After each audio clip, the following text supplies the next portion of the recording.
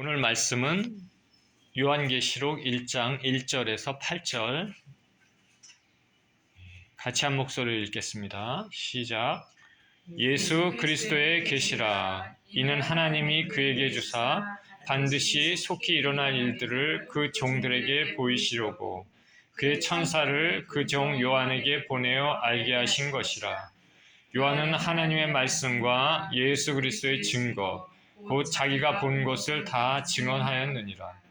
이 예언의 말씀을 읽는 자와 듣는 자와 그 가운데 기록한 것을 지키는 자는 복이 있나니 때가 가까움이라.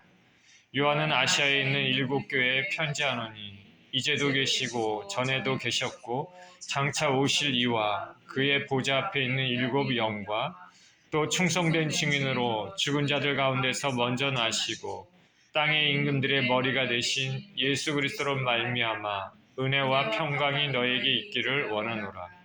우리를 사랑하사 그의 피로 우리 죄에서 우리를 해방하시고 그의 아버지 하나님을 위하여 우리를 나라와 제사장으로 삼으신 그에게 영광과 능력이 세세토록 있기를 원하노라. 아멘. 볼지어다 그가 구름을 타고 오시리라.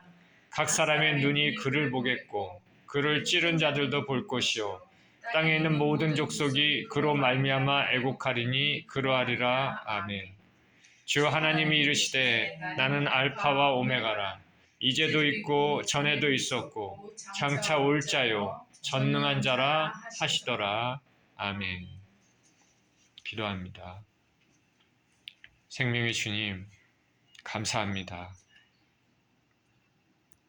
오늘 계시록의 말씀을 통해서 살아계신 주님의 섭리와 성품을 아는 그런 귀한 시간 되도록 주님 축복하여 주옵소서. 우리 주님께 감사드리며 우리 주 예수 그리스도 이름으로 기도합니다. 아멘.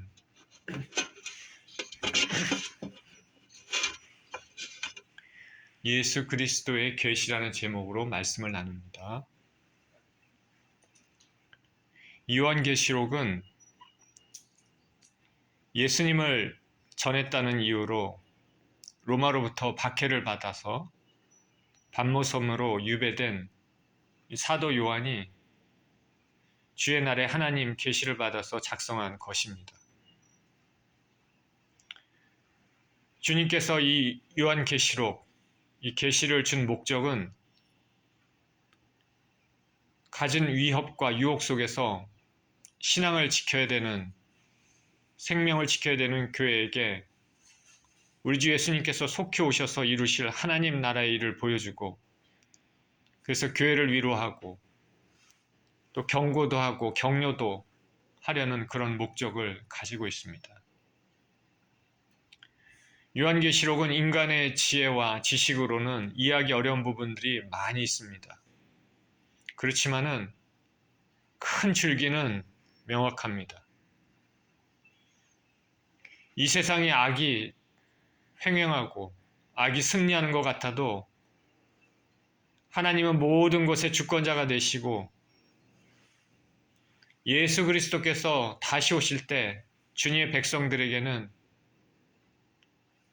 영원한 복락의 길이 주어진다는 것입니다. 계시록을 통해서 성경 전체를 통해서 비록 우리의 삶이 주님을 따르는 우리의 삶이 좁은 길을 걷는 그런 길이라 할지라도 그 길 끝에는 예수 그리스도께서 두 팔을 활짝 벌리시고 웃으시는 모습으로 우리를 감싸주시고 맞아주시며 그래서 우리는 반드시 승리한다는 것입니다. 오늘 본문은 요한계시록의 첫 부분입니다. 본문을 통해서 우리 주님께서 우리에게 어떤 메시지를 주시는지 살펴봅니다. 이렇게 시작합니다. 예수 그리스도의 계시라. 이는 하나님이 그에게 주사 반드시 속히 일어날 일들을 그 종들에게 보이시려고 그의 천사를 그 종 요한에게 보내어 알게 하신 것이라. 요한은 하나님의 말씀과 예수 그리스도의 증거 곧 자기가 본 것을 다 증언하였느니라. 자, 요한계시록의 시작은 예수 그리스도의 계시라고 시작을 하고 있습니다. 예수 그리스도의 계시라는 것은 예수님이 주신 계시를 말하고 동시에 예수 그리스도에 관한 계시를 말하고 있습니다. 성경의 마지막은, 이 세상 역사의 마지막은 바로 예수님의 계시로 끝맺습니다. 계시라는 것은 감춰져 있는 것이 드러나는 것입니다. 하나님 안에 감추어져 있었던, 하나님만 아시는 이 세상의 마지막 일들을 예수님을 통해서 보여주는 것입니다. 계시의 중심이자 절정은 예수님입니다. 이 하나님의 계시는 예수님이 이 땅에 육신의 모습으로 오셨고 십자가에서 죄를 청산하는 일, 죽음을 이기신 부활 사건을 통해서 나타냈는데, 이제 예수 그리스도께서 이 땅에 다시 오실 때 그때 이 모든 계시가 완성될 것입니다. 이 주신 계시의 궁극적인 목적, 그것은 뭐냐면 하나님을 따르는 영혼들의 구원입니다. 이 계시의 목적은 이 땅을 살아가고 있는 당신의 백성들에게 소망을 주기 위한 것입니다. 가깝게는 당시 로마 제국에 의해서 박해받고 있던 그리스도인들에게 소망을 주는 것이고, 그리고 지금 현재 우리가 살아가고 있는 현재 주의 백성들에게 소망을 주기 위한 것입니다.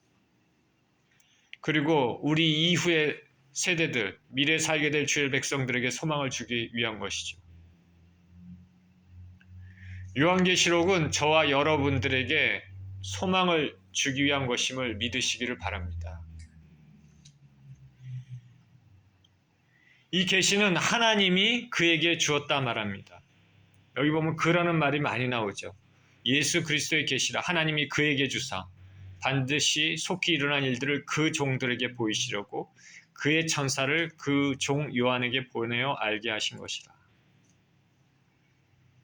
하나님이 그에게 주사, 그라는 것은 예수 그리스도를 뜻합니다.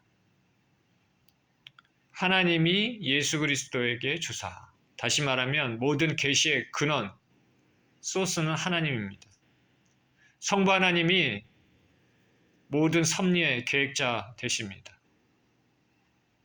성부 하나님이 계획하시고, 그리고 성자 예수님은 그 계획을 이루시는, 성취하시는 분이십니다. 성부 하나님이 성자 예수님께 이 계시를 주셨고, 예수님이 받으신 이 계시는 천사에게 주어졌습니다. 그리고 천사는 요한에게 주었습니다. 자, 순서 아시겠습니까? 성부 하나님, 성자 예수님, 천사, 사도 요한. 그리고 사도 요한은 이 계시를 글에 써서 교회, 즉 하나님의 백성들에게 보냈습니다. 하나님이 그에게 주사 반드시 속히 일어날 일들을 그 종들에게 보이시려고 그의 천사를 그 종 요한에게 보내어 알게 하신 것이라. 이 계시는 반드시 속히 될 일을 종들에게 보이시려고 한 것입니다. 반드시라고 여기 말씀하고 있습니다. 확실한 예언입니다. 하나님의 섭리대로 일이 확실히 성취될 것이라 말씀하십니다. 거짓이 없으신 하나님, 진리 하나님께서 반드시라고 말씀하십니다. 속히 될 일이라 말씀하십니다. 가까운 미래에 성취될 사건을 말합니다. 이 속히라는 말이 엔타케인데 요한계시록에서 7회, 7번이나 사용됩니다. 속히라는 것은 인간의 시간적 개념이 아니라 하나님의 시간적 개념을 가집니다. 예기치 못할 때 갑자기 일어나는 것입니다. 성취되는 것이죠. 하나님의 갑작스러운 개입을 통해서 처음부터 하나님의 시작과 끝까지 하나님 계획 안에서 하나님의 뜻대로, 하나님 간섭대로 하나하나 이루어질 것입니다. 3절입니다. 이 예언의 말씀을 읽는 자와 듣는 자와 그 가운데 기록한 것을 지키는 자는 복이 있나니 때가 가까움이라. 자, 복이 있나니 말씀합니다. 계시에 관련해서 누가 복이 있는지 말합니다. 7부류의 복이 본서에서는 그 계시록에서는 7부류 사람들이 복이 있다 말하고 있는데 첫 번째로 나온 것이 여기에 나와 있는 것이죠. 예언의 말씀을 읽는 자, 듣는 자, 지키는 자가 복이 있다 말합니다. 하나님이 복 있는 사람은 이런 사람이라고 얘기하죠. 그러니까 그런 의미에서 저와 여러분은 복이 있는 사람인 줄 믿습니다. 요한계시록을 접하지 못한 사람들이 얼마나 많습니까? 마지막 때가 어떻게 될지, 자기 자신을 어떻게 구원해야 될지 아무것도 모르는 상황에서 이렇게 살아가는 사람들은 복이 무엇인지 어떻게 알겠습니까? 읽는 자, 듣는 자, 지키는 자가 복되다. 성경을 읽는 자 복되다 말합니다. 직접적으로 여기 읽는 자는 처음 초대교회에서 당시 교회에서 회중을 대표해서 성경을 읽던 자를 말합니다. 누구나 다 성경을 가지고 있지 않기 때문에 이 당시에 사람들은 성경의 하나님 말씀을 들으면서 알게 된 것이죠. 그러니까 회중을 대표해서 누군가 성경을 읽습니다. 그 읽는 자가 복되다 말합니다. 그리고 현재 우리는 더 나아가서 문자 그대로 하나님 말씀을 사모해서 성경을 읽는 자를 포함할 것입니다. 저와 여러분 성경을 읽습니까? 읽는 자가 복되다 말합니다. 바울이 디모데에게도 읽는 것에 창념하라 이렇게 얘기했습니다. 이 말은 뭐냐면 디모데로 하여금 교회에서 성경을 읽으라 라는 것이죠. 이게 사역 중에 하나죠. 사람들이 그 말씀을 듣는 것이죠. 그리고 듣는 자들과 지키는 자들, 그러니까 예언의 말씀을 또한 듣는 자들, 그리고 그것을 지키고 행하는 자들이 복되다 말합니다. 저와 여러분 매일 자주 말씀을 읽고 듣고 지켜서 복을 놓치지 않으시기를 축원드립니다. 그 외에 계시록에서는 복 있는 자가 누구냐고 얘기하냐면 두 번째가 주 안에서 죽는 자가 복되다 말합니다. 누구나가 이 세상을 떠날 수밖에 없지만은 주님과 관계를 맺고 떠나는 사람은 영원한 복락의 나라로 들어가기 때문에 복받은 사람입니다. 그러나 주님과 관계없이 죽은 자는 가지처럼 말라져 불에 던져 살라집니다. 이 얼마나 끔찍한 결과입니까? 이 사실을 그냥 문자 그대로 그렇구나 진리구나 받아들여서는 안 됩니다. 마음 깊이 마음으로 심장으로 내려와야 됩니다. 그리고 또 어떤 사람이 복 있는 사람이냐면 세 번째는 깨어서 옷을 지키는 자가 복이 있다 말합니다. 옷을 입은 것. 옷은 자신의 벌거벗은 신체를 가립니다. 자신이 죄인인 것을 부끄러움을 가릴 수 있는 사람. 예수 그리스도의 보혈의 핏부림을 받은 사람은 복이 있는 사람입니다. 자신의 죄가 공공연히 사람들에게 드러나서 수치를 느끼지 않습니까? 그러나 예수 그리스도의 핏부림의 옷을 입고 있으면 그 모든 죄가 다 가리워지는 것이죠. 또한 어떤 사람이 복이 있냐면 어린 양의 혼인잔치에 초청된 자가 복이 있는 자다 말합니다. 예수님의 혼인잔치는 아무나 초청받는 것이 아니죠. 거룩한 하나님 자녀들만 초대를 받습니다. 저와 여러분은 잘 준비하고 있습니까? 예복을 입고 있는지, 기름을 준비하고 있는지. 그리고 또 어떤 사람이 복이 있냐면 첫째 부활에 참여한 자가 복이 있는 사람이다.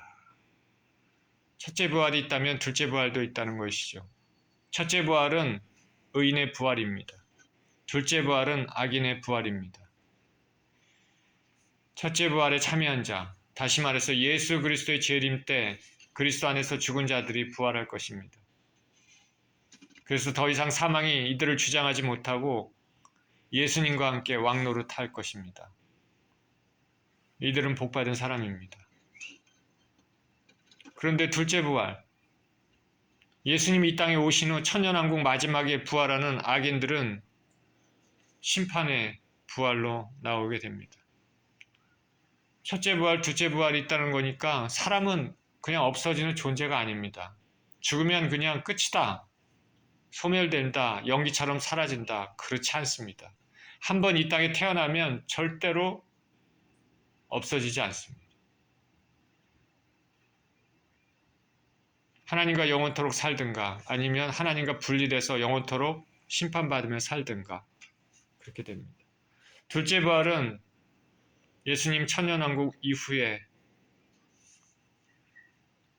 그리스도 밖에서 죽은 사람들, 주님과 전혀 관계를 맺지 않고 사는 사람들이 부활하는 것이죠. 심판의 부활입니다. 마지막 심판입니다. 백보자 앞에서 무섭게 행해지는 이 심판 후에는 영원한 불못에 들어갑니다. 그리고 어떤 사람이 복 있는 사람이냐면 하나님의 말씀을 지키는 자, 그리고 두루마리를 빠는 자, 이런 사람들이 복 있는 자라고 계시록에서는 말씀하고 있습니다. 요한계시록은 우리 주님을 믿는 자들에게 희망과 소망과 위로를 주는 말씀이 있지만 주님을 믿지 않는 사람들에게는 심판의 말씀입니다. 우리가 요한계시록을 읽어보면 그 심판의 끔찍함이 얼마나 무서운지 느끼게 됩니다. 자, 제가 계시록에서 말하는 복 있는 자를 말씀드렸는데 이 복 있는 자의 이런 부류들은 우리가 이 세상에서 살면서 아, 저 사람 참 복되구나, 저 사람 참 복덩이구나, 복이 많구나, 그 복하고 어떻습니까? 관련이 없죠. 하나님이 생각하는 복하고 우리가 세상 사람들이 생각하는 복하고는 틀립니다. 하나님이 말하는 복은 잠깐 누릴 찰나의 복이 아니라 영원한 복입니다. 물거품처럼 사라질 수 있는, 무너지기 쉬운 그런 복이 아니라 영원하고 견고한 복입니다. 여기 예수님은 때가 가깝다 말씀하십니다. 복이 있나니 때가 가까움이라. 이 때의 단어는 카이로스라는 단어입니다. 일반적인 시간을 나타내는 크로노스가 아니라 결정적인 시간을 나타내는 종말론적인 시간 카이로스입니다. 예수님께서 이 땅에 오신 이후고 십자가에 죽으시고 승천한 이후에는 언제든 예수 그리스도께서는 이 땅에 오실 수 있습니다. 그러니 인간 편에서는 항상 긴장의 시간이고 하나님 편에서는 정해진 시간입니다. 그러니까 복 있는 사람들은 말씀을 듣고 읽고 지킴으로 종말을 준비해야 됩니다. 전에도 여러 번 말씀드렸지만 예수 그리스도께서 2000년 전에 오시고 다시 오셔야 되는데 지금까지 오시지 않는 이유는 뭘까? 성경은 그렇게 얘기하고 있습니다. 베드로후서 3장 9절에 주의 약속은 어떤 이들이 더디다고 생각하는 것 같이 더딘 것이 아니라 오직 주께서는 너희를 대하여 오래 참으사 아무도 멸망하지 아니하고 다 회개하기에 이르시기를 원하시느니라. 우리 주님께서는 사람이 심판받는 것을 원하지 않으시죠. 한 영혼이라도 더 회개하고 주님 앞에 나와 영원한 복락을 누리기를 원하십니다. 기회가 있을 때 주님 앞에 나와야 되겠습니다. 지금 수많은 사람들이 예수님 생각지 않고 자기 가치관을 추구하면서 육신의 욕망으로 살고 있습니다. 아무 생각 없이 사는 사람들도 많습니다. 사랑하는 가족들, 친지들, 친구들, 주위 사람들 생각하십시오. 그리고 무엇보다도 자기 자신을 생각하십시오. 예수님이 왜 안 오시나 궁금해하는 것보다는 언제든지 오실 수 있다고 생각하고 깨어 준비해야 됩니다. 예수님 오실 때 나와 내가 사랑하는 사람들이 준비되어 있지 않으면 그 오시는 그 결과는 끔찍한 결과가 될 수밖에 없습니다.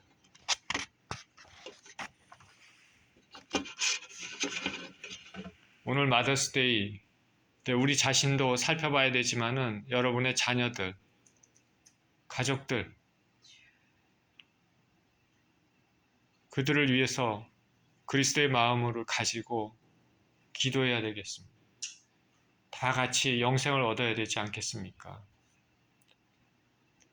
4절입니다. 요한은 아시아에 있는 7교회에 편지하노니 이제도 계시고 전에도 계셨고 장차 오실 이와 그의 보좌 앞에 있는 7 영과 또 충성된 증인으로 죽은 자들 가운데서 먼저 나시고 땅의 임금들의 머리가 되신 예수 그리스도로 말미암아 은혜와 평강이 너에게 있기를 원하노라.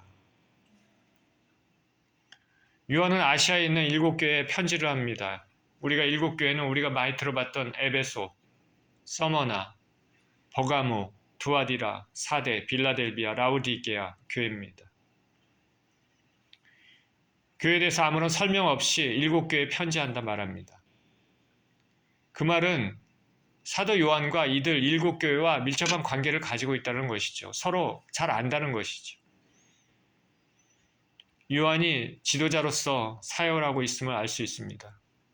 이 당시 예수님의 대부분 다른 사도들은 대부분 순교했을 것입니다. 전부 다. 유일하게 남은 사도 요한이죠.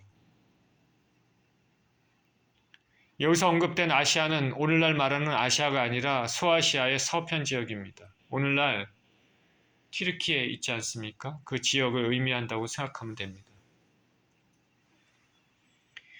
이 아시아에는 이 7교회 말고도 다른 교회도 있습니다. 드로아에도 교회가 있었고 골로새, 히에라볼리에도 교회가 있었습니다.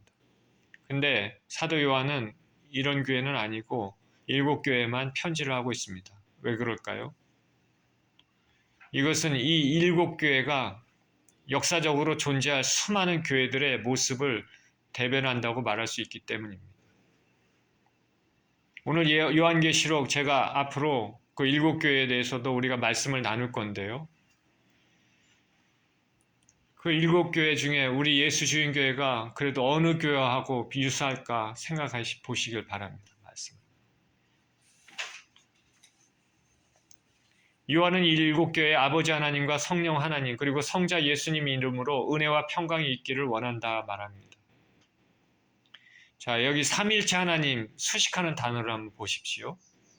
먼저 성부 하나님입니다. 성부 하나님은 어떻게 수식하냐면 이제도 계시고 전에도 계셨고 장차 오실 이 이렇게 말합니다. 이제도 계시고 전에도 계셨고 장차 오실 이 영원불변의 하나님을 묘사합니다. 언약을 끝까지 지키시며 그런 신실성 하나님의 절대적인 신뢰를 나타낸다 하겠습니다. 장차 오실 이 우리가 장차 오실 이 하면 보통 예수님을 말할 때 사용하지만 여기서는 성부 하나님의 칭호로 쓰였습니다. 삼일체 하나님은 하나입니다. 다음에는 성부 하나님의 보좌 앞에 7 영을 말하고 있습니다. 성령님입니다. 7 영. 이것은 성령의 속성과 권능이 완전하고 성결함을 나타냅니다. 7은 완전수죠. 그 다음에는 예수님에 대해서 수식합니다. 먼저 예수님은 충성된 증인이라 말씀합니다. 충성된 증인. 저와 여러분도 충성된 증인이 되어야 되겠죠. 예수님은 아버지 하나님의 말씀을 받으셔서 그것을 충성되이 증거하셨습니다. 죽기까지 순종하면서 증거하셨습니다. 이 말은 당시 박해와 고난에 처해 있던 7교회 그 수신자들에게 위로도 주지만 동시에 죽도록 충성해야 된다는 이유를 내포하고 있습니다. 예수님을 따르는 사람들은 예수님을 본을 받아서 전심으로 충성해야 됩니다. 저와 여러분은 충성하는 자입니까? 예수님은 죽은 자들 가운데서 먼저 나셨습니다. 부활의 첫 열매십니다. 예수님을 따라 저와 여러분들도 믿는 사람들도 나중에 부활의 몸을 입을 것입니다. 그리고 또 예수님을 수식하는 것, 땅의 임금들의 머리가 되신다. 땅의 임금들의 머리가 되신다. 예수님의 왕적 직분을 말합니다. 예수님은 만물 위에 뛰어나시며 모든 권세자들을 지배하시는 주권적 통치자이심을 말합니다. 빌립보서 2장 그렇게 말씀하고 있지 않습니까? 그는 근본 하나님의 본체시나 하나님과 동등됨을 취할 것으로 여기지 아니하시고 오히려 자기를 비워 종의 형체를 가지사 사람들과 같이 되셨고 사람의 모양으로 나타나사 자기를 낮추시고 죽기까지 복종하셨으니 곧 십자가에 죽으심이라. 이러므로 하나님이 그를 지극히 높여 모든 이름 위에 뛰어난 이름을 주사 하늘에 있는 자들과 땅에 있는 자들과 땅 아래에 있는 자들로 모든 무릎을 예수의 이름에 꿇게 하시고, 보이는 것 보이지 않는 것 모든 것을 뜻합니다. 영의 세계, 우리 육체의 세계 모든 것을 뜻합니다. 모두 예수의 이름에 꿇게 하시고 모든 입으로 예수 그리스도를 주라 시인하여 하나님 아버지께 영광을 돌리게 하셨느니라. 예수님의 수식하는 단어들, 충성된 증인으로 죽은 자들 가운데서 먼저 나시고 땅의 임금들의 머리가 되신 예수 그리스도는 바로 예수님의 행하신 사역을 함축하고 있습니다. 충성된 증인으로 하나님께서 주신 말씀을 충성되이 증거하셨습니다. 십자가에 죽으시고 3일 만에 부활하셔서 승천하셔서 모든 피조물의 머리가 되셨습니다. 삼위일체 하나님이 수식하는 그 언어들은 그 하나님이 어떤 분이신지를 보여줍니다. 자, 저와 여러분의 이름 앞에 붙는 수식어가 있다면 어떤 수식어가 될까? 바울 같은 경우는 신실한 사도 바울, 사도 요한은 어떤 수식어가 자주 붙죠? 사랑의 사도라는 걸 많이 붙죠. 사랑의 사도 요한. 야고보는 의인 야고보. 저와 여러분 이름 앞에 뭐가 붙을까? 다른 사람들 우리를 보면서 어떠어떠한 누구 하나님이 보시기에 어떠어떠한 누구 사도 요한은 이와 같이 성부와 성자와 성령의 이름으로 교회들에게 은혜와 평강이 있기를 원한다고 말하고 있습니다. 은혜라는 것은 자격 없는 자들이 받은 무한한 사랑의 선물이고 평강은 그 은혜로 말미암아 하나님과 누리는 화평의 관계입니다. 삼일체 하나님은 그 하나님을 따르는 자들에게 이런 은혜를 주시는 모든 원천이 됩니다. 저와 여러분들도 삼일체 하나님으로부터 은혜와 평강이 넘치는 이 땅에서의 삶이 되시기를 축원드립니다. 5절에 또 중반부 이렇게 시작합니다. 우리를 사랑하사 그의 피로 우리 주에서 우리를 해방하시고 그의 아버지 하나님을 위하여 우리를 나라와 제사장으로 삼으신 그에게 영광과 능력이 세세토록 있기를 원하노라. 아멘. 우리를 사랑하사 예수 그리스도께서는 우리를 사랑하셔서 피 흘려 죽으심으로 우리를 죄에서 해방시키셨습니다. 이 모든 것의 근본은 사랑입니다. 예수님의 그 사랑은 이 땅을 살아가는 우리가 능히 승리할 수 있는 원동력이 됩니다. 누군가가 나를 사랑해주는 사람이 있다면 그 삶이 굉장히 든든합니다. 사랑은 정말로 필요한 것입니다. 저와 여러분들은 사랑을 많이 받아야 됩니다. 하나님의 사랑을 많이 받기를 원하고 주위 사람들로부터 사랑을 많이 받기를 원합니다. 그리고 그 사랑이 우리를 통해서 다른 사람들에게 흘러 넘치기를 원합니다. 우리는 하나님의 사랑을 받은 존재고 그렇기 때문에 전심으로 하나님을 사랑해야 되는 존재입니다. 우리가 하나님과의 관계 다음으로 중요한 관계가 가족인데 힘든 하루를 보내며 집에 돌아왔을 때 가족의 따뜻한 사랑의 말 한마디는 모든 것을 녹일 수 있는 힘이 됩니다. 저와 여러분들 항상 가족들, 주위 사람들에게 사랑의 말, 격려의 말을 항상 하시기를 축원드립니다. 사랑의 말, 격려의 말.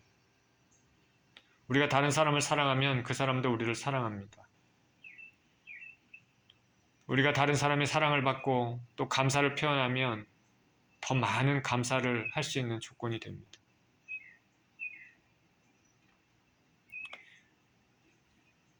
마더스데이 꽃을 준비하기 위해서 운전하면서 그런 생각이 이렇게 들었습니다. 우리가 누군가를 사랑하고 또 누군가를 줄 때 그 사람이 감사의 표현, 사랑의 표현을 하게 되면 더 주고 싶은 생각이 드는 거예요. 우리가 하나님을 사랑하고 하나님께 감사의 표현을 자꾸 올려드릴수록 하나님께서는 우리에게 더 많은 것을 많은 사랑을 주시고 더 많은 우리 감사거리가 될 수 있도록 은혜를 주시는 것입니다. 사람도 그래요. 그런데 하나님은 오직 더 그러시지 않겠습니까? 그렇죠?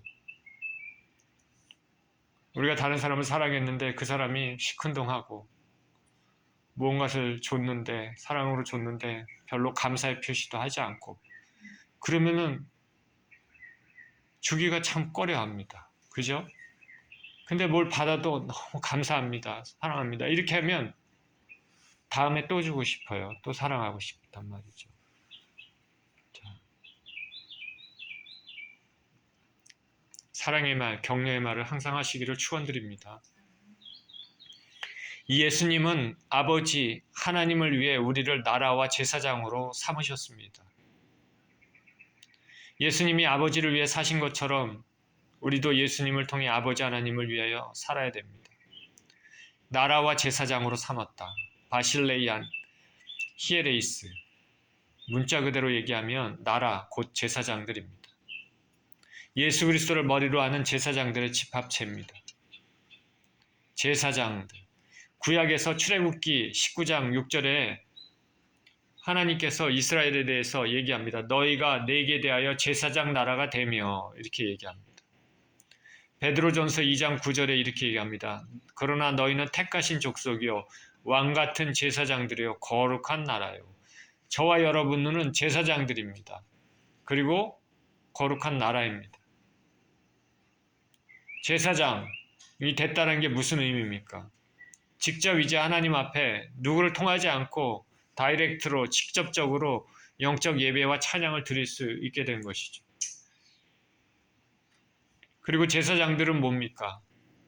죄 많은 인생들을 주님 앞에 나올 때 그 제사장을 통하여서 그 제사를 드리는 그 매개 그 에이전트로 제사장들이 그렇게 하지 않습니까? 피를 뿌리는. 그러니까 저와 여러분들은 예수님의 마음을 가지고 사람들을 주께로 인도하고 또 사랑해야 될 책무가 있는 것이죠. 저와 여러분들은 이런 제사장의 특권을 누리고 또 이런 아름답고 귀한 정체성과 소명을 이루며 살아야 됩니다.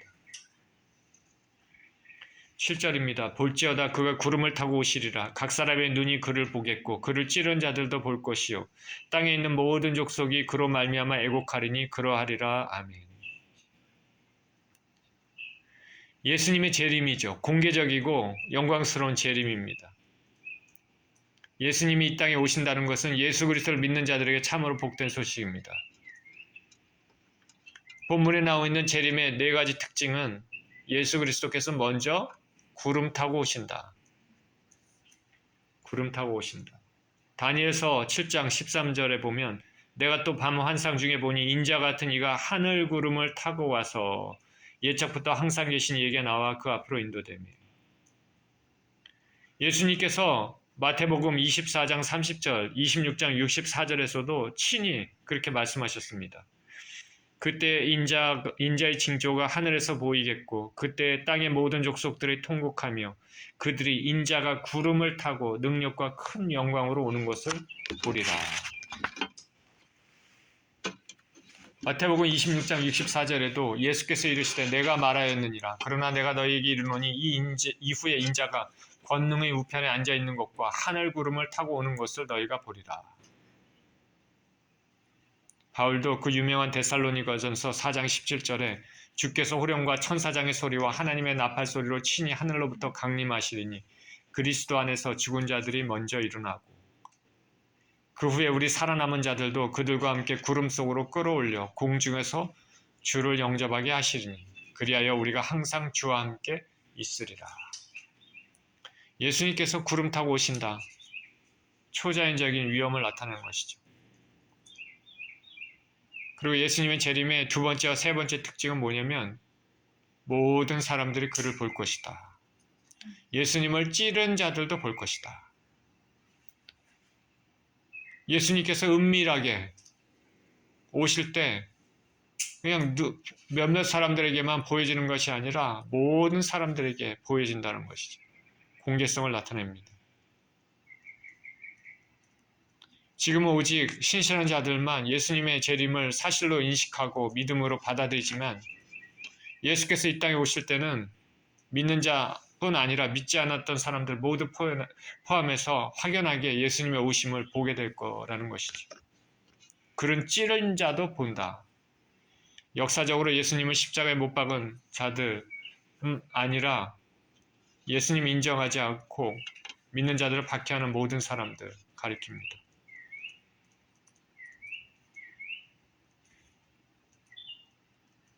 이 말은 뭐냐면 예수님께서 온 우주의 주권을 가지신 분으로 온 세상을 공의롭게 심판하실 심판주이심을 보여주는 것이죠.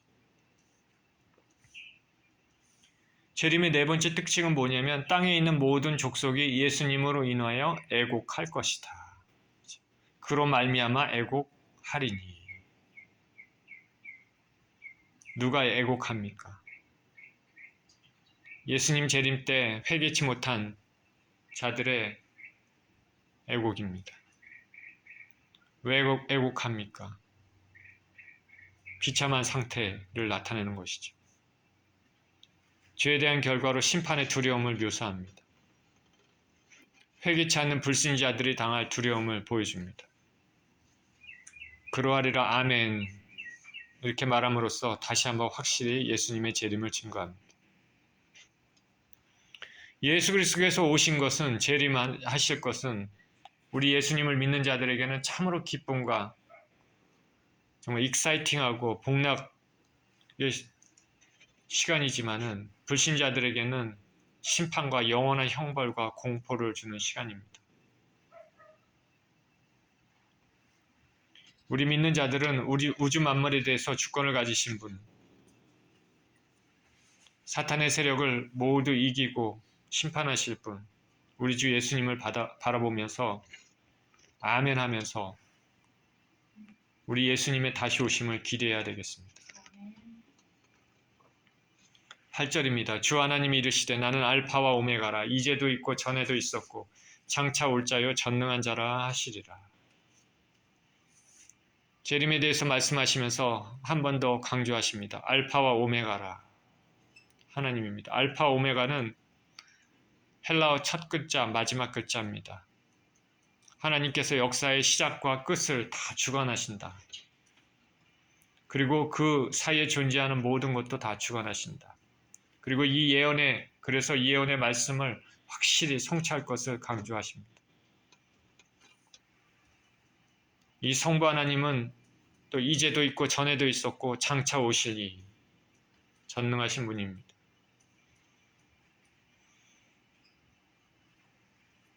이 당시 박해받던 로마 기독교인들에게는 당장은 로마 제국이 전부인 것 같이 보이고 악이 횡행하고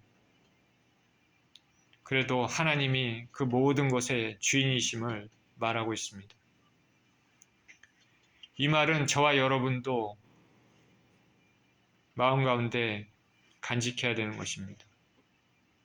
여러분, 이 세상 사람들이 생각하는 가치관에 속아서는 안 됩니다. 이 세상 사람들이 추구하는 것들을 추구하면 안 됩니다. 세상적인 것을 추구하는 것. 세상 사람들이 이렇게 하면 성공이고 잘 먹고 잘 사는 것이고 미래가 있다 하고 얘기하는 것들이 성경이 말하는 것과 일치하는지 잘 살펴봐야 됩니다.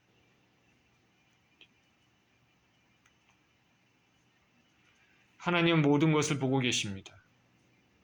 저와 여러분들은 영원한 관점에서 하늘을 바라보고 살아야 될 줄 믿습니다. 육의 사람과 영의 사람의 차이는 뭐냐면 육의 사람은 이 땅의 것만 바라봅니다. 영의 사람은 이 땅의 것을 육신을 입고 있기 때문에 생각을 할 수밖에 없겠지만은 그러나 그 안에는 영원한 것, 거기에 초점을 맞추며 그렇게 인생을 살아갑니다. 저와 여러분은 육의 사람입니까? 영의 사람입니까?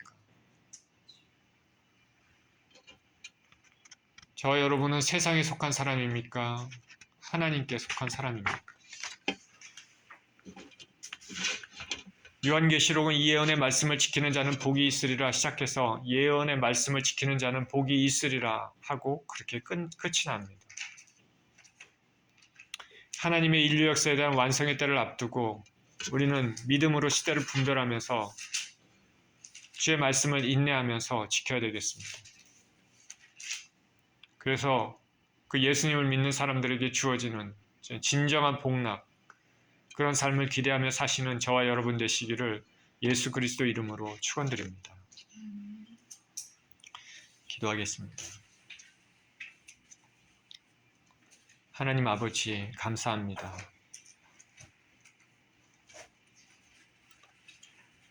세계 역사의 모든 것, 인류 역사의 모든 것, 시작과 끝을 주관하신 주님, 하나님 마음 가운데 있었던 모든 계획들을 성경을 통해서 우리에게 알려주시고 하나님 뜻을 계시하여 주셔서 죄인된 인간들이 어떻게 살고 어떻게 영생을 누릴 수 있는지 그 길을 활짝 열어주신 것을 감사를 드립니다. 그렇기 때문에 주님의 말씀을 읽고 듣고 행하는 자가 복이 있다고 말씀하셨습니다. 아버지 하나님, 우리가 이 땅을 살 때 이 세상 사람들이 얘기하는 그런 가치를 추구하는 것이 아니라 성경을 말씀을 통해서 주께서 말씀하시는 그 영원한 가치를 추구하며 살 수 있도록 축복하여 주옵소서. 그래서 영원한 복락의 삶을 사는 아버지 우리 모두 될 수 있게 축복하여 주옵소서. 감사드리며 우리 주 예수 그리스도 이름으로 기도합니다. 아멘.